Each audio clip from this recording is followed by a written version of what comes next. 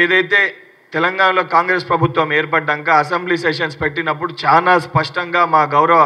తెలంగాణ రాష్ట్ర ముఖ్యమంత్రి గారు మేము ప్రజాస్వామ్యంలో అధికార పక్షం ఎంత అవసరమో ప్రతిపక్షం కూడా అంతే అవసరమో ప్రతిపక్ష నాయకుడిగా కల్వకుంట్ల చంద్రశేఖరరావు గారు అసెంబ్లీకి రావాలి, ఇక్కడ చర్చించాలి, మేమేమన్నా తప్పు చేస్తా అని చెప్పి మేము మాట్లాడినాం.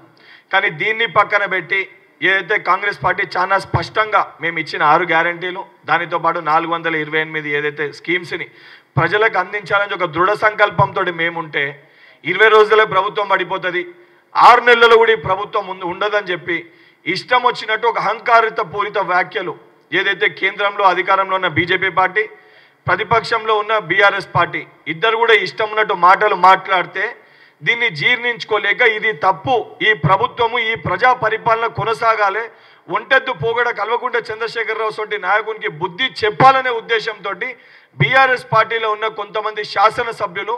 ప్రజలకి మెరుగైన పరిపాలన అందాలి, ఈ గ్యారంటీలు అమలు జరగాలి, రేవంత్ రెడ్డి గారు ముఖ్యమంత్రిగా ఉంటేనే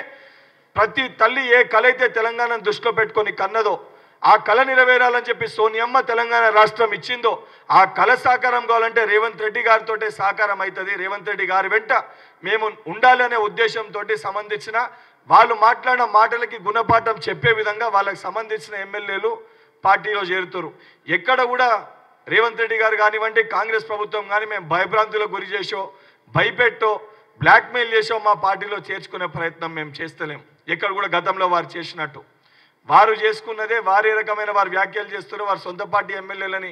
సంబంధించి కొంతమంది ఎమ్మెల్యేలతో మాట్లాడని ఇది మీరు ప్రశ్న మాట్లాడని ఒత్తిడి చేసి ఒక దొరలెక్క పరిపాలించాలనుకుంటే